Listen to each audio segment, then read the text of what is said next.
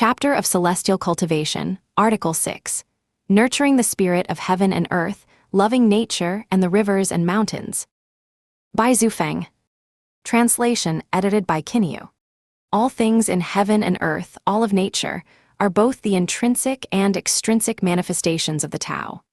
Between heaven and earth, there is nothing noble and nothing lowly, nothing useless and nothing to be discarded. From bacteria to celestial bodies, from plants to mountains and rivers, all are manifestations of the Tao, all are components of the Tao. Humans are part of nature, seamlessly integrated with the Tao. This means that humans are one with all things in heaven and earth.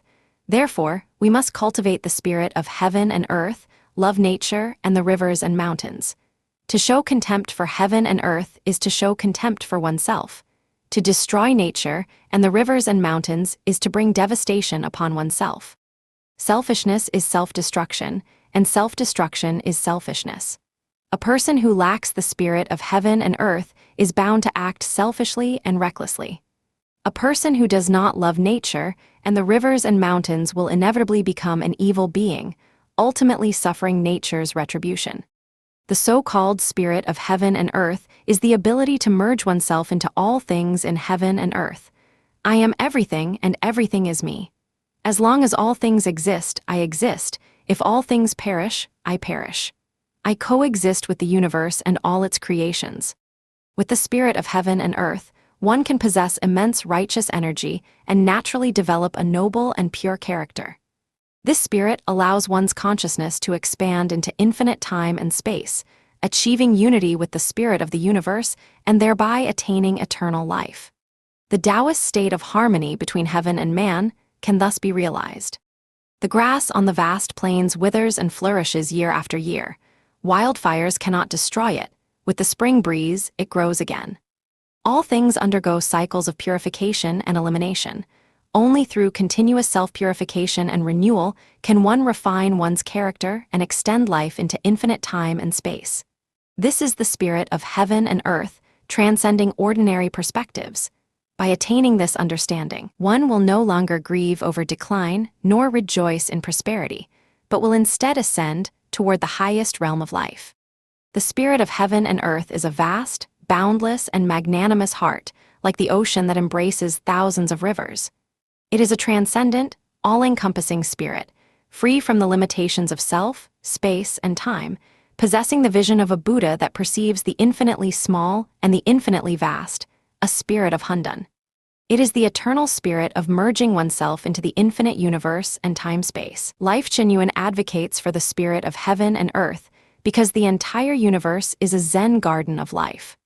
Once one comprehends its Zen essence, one can coexist with heaven and earth and attain enlightenment to become a celestial being. Nature and the rivers and mountains are like my hair, skin, flesh, bones, and blood vessels. Loving nature and the rivers and mountains is loving myself. By loving nature and the rivers and mountains, one can hear the melodies of heaven and earth, savor the mysteries of creation, and understand the sacredness and will of the greatest creator. At the same time, this love can awaken one's compassion, enabling one to treat all things in the universe equally, without creating artificial distinctions of rank and status, thereby preventing unnecessary worries and sorrows and avoiding elimination by the laws of life.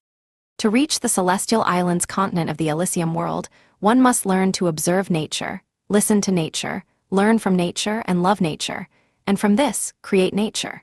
On Snow Peak Island, super celestial beings use mystical arts stem from the marvelous practice of creating nature. This divine mastery originates from meticulous observation, imitation, and creation of the myriad aspects of nature. Without an understanding of nature's manifestations, one cannot attain her level of mystical power.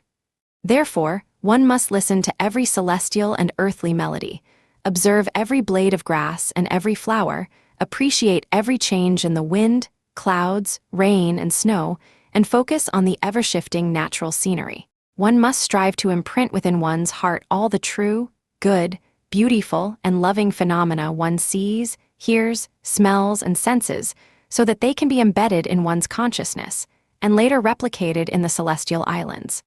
I have always praised the images of the heavenly kingdom is so delightful, reposted by Wanian Celestial. If we can deeply imprint those scenes into our subconscious, they will lay the foundation for our journey to the 1,000-year world.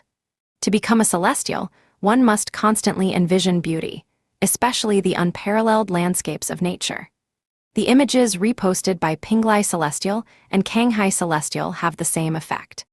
To become a celestial, one must continuously transcend oneself, elevate oneself, step out of the self, step out of family and nation, step out of religion and politics, and step out of the human world. One must continuously eliminate the old self and refresh oneself, not be bound by fixed thought patterns, and open the heart to an expansive, boundless realm.